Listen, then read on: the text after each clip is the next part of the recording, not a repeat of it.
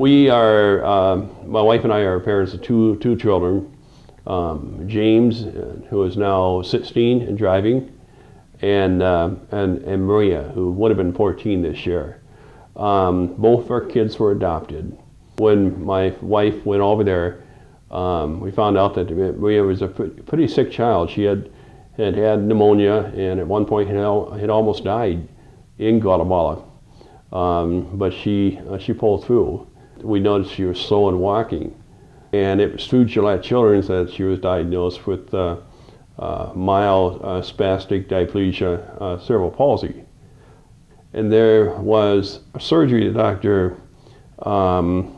Steven Sundberg had told us about that would better align her back and her hips and her leg. And he had a lot of good success with this surgery. Maria was, she loved to laugh.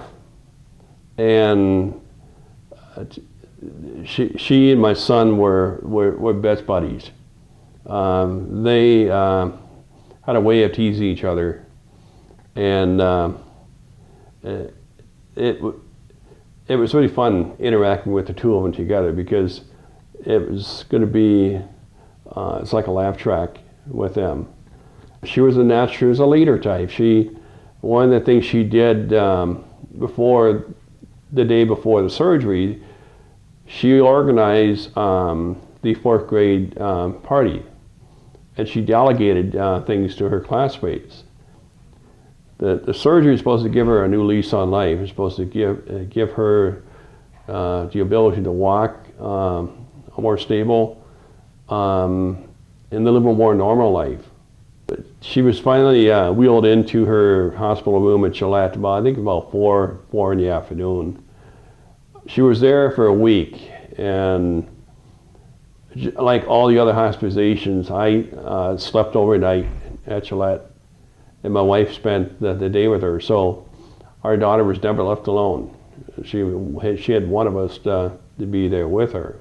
The very next Sunday morning, Dr. Sundberg came in and examined our daughter, and examined Maria, and looked at the chart, and it told me that I think she's ready to go home. I think, home is where she needs to be. That's where, kids seem to do better. We all had a normal dinner. Maria had a normal supper, and then about 9, we put her to bed. We did the stretches with her, and gentle stretches, and I was the last one to say goodnight to her.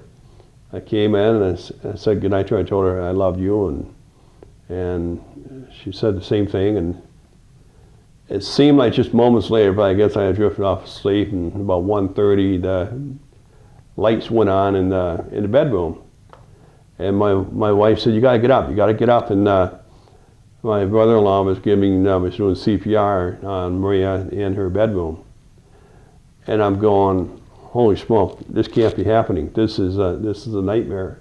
I did everything they could, but they couldn't bring her back. And that was just awful. It was just a nightmare. It's every parent's nightmare to be told by the chaplain that nothing could be done to bring her back. We said goodbye to her. We hugged her, and my wife was crying, and we all were crying, and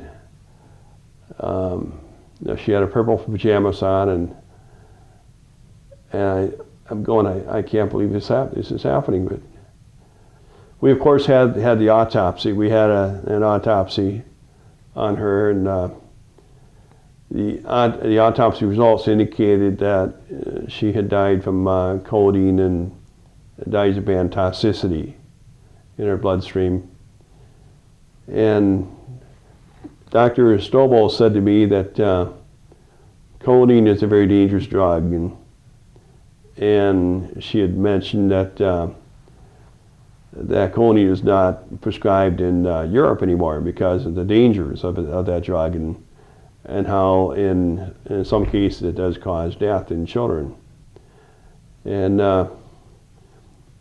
Very recently, she gave me the name of the chief medical pain doctor at Children's, Dr. Stefan Fredericksdorf. And Dr. Fredericksdorf concurred that codeine is a very dangerous drug, and it should not be given to children.